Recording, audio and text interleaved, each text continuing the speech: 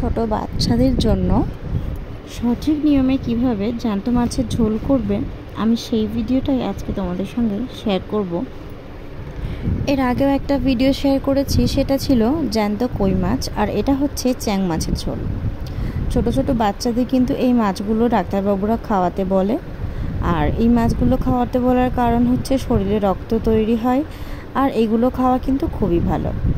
তো যেসব বাচ্চারা মাছ খেতে পছন্দ করে না, বা চ্যাং মাছ, কই মাছ, শোল, শিঙি এসব ধরনের মাছ খেতে চায় না, আজকের এই রান্নাটা দেখে যদি একবার এরকমভাবে ট্রাই করো তাহলে কিন্তু খুব সহজেই রান্নাটা ওদের ভালো লাগবে। আর এই অল্প মশলা দিয়ে এরকমভাবে মাছটা রান্না করলে কিন্তু বাচ্চাদের মুখে স্বাদটাও ফিরে আসবে, আর পরের বার থেকে মাছ খাওয়ানোর সময় কোনো ঝামেলা করবে না।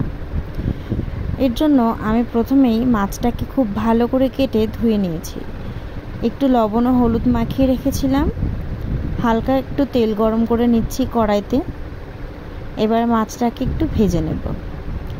মাছটা কিন্তু খুব বেশি আমি ভাজবো না, একটু হালকা করে ভাজবো।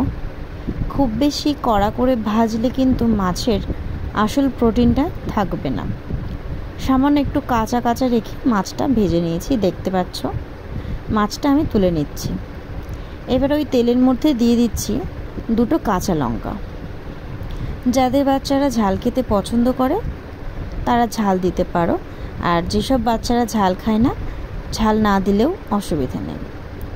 আমি লঙ্কাটা একটু খুন্তি দিয়ে ম্যাশ করে দিলাম যাতে ভিতর থেকে একটু ঝালটা বেরিয়ে আসে। সামান্য একটু কালো জিরে দিচ্ছি একটু ফ্লেভারের জন্য। কালো জিরের ফ্লেভারটার জন্য কিন্তু তরকারির যে ফ্লেভারটা হবে, ঝোলটা, ওটা খেতে খুবই ভালো লাগবে। আর যেহেতু বাচ্চারা অনেক রকমের বায়না করে মুখরোচক জিনিস খাওয়ার জন্য, দোকানের খাবার বাচ্চাদেরকে না খাওয়ানোই ভালো। এইভাবেই হেলদি খাবার বানিয়ে বাচ্চাদের খাওয়ানো খুবই ভালো। আমি এখানে 4টে রসুনের কোয়া নিয়েছি। যখন ভাতটা খাওয়াবো তখন এই রসুনের কোয়াটা ভাতের সঙ্গে আমি মেখে নেব। এইটা যদি করে খাওয়াতে পারো তাহলে কিন্তু আরও খুব সহজেই কোনো ঝামেলা ছাড়াই ওরা ভাত খেয়ে নিতে পারবে। আর এই রসুন যদি এভাবে গোটা রসুন দিয়ে ভেজে রান্না করো, আর এগুলোকে যদি দিয়ে তোমরা ভাত মেখে খাওয়াতে পারো তাহলে কিন্তু খুব উপকার। আর এরপর আমি এখানে দিয়েছি হাফ চামচের মতো জিরে গুঁড়ো পাউডার। কাঁচা জিরে অবশ্যই এখানে বেটে ব্যবহার করবে। আমি এখানে গুঁড়োটা ব্যবহার করলাম। স্বাদ মতো লবণ দিচ্ছি, যেহেতু বাচ্চাদের খাবার এজন্য একটু লবণটা অল্পই দিতে হবে। আর একটু হলুদ দিচ্ছি হালকা একটু কালারের জন্য, শুধু একটু নাড়িয়ে চাড়িয়ে নিচ্ছি। মশলাগুলো একসঙ্গে ভেজে নেব। এরপর আমি সামান্য একটু পানি দিয়ে দিচ্ছি। যতটা পরিমাণ পানি লাগবে ততটাই দিলাম। যেহেতু একটা মাছ, খুব বেশি পানি লাগবে না, এজন্য অল্প করেই দিয়েছি। এবারে এই গ্রেভিটা ফুটে আসলে একটু চিনি দিয়ে দেব।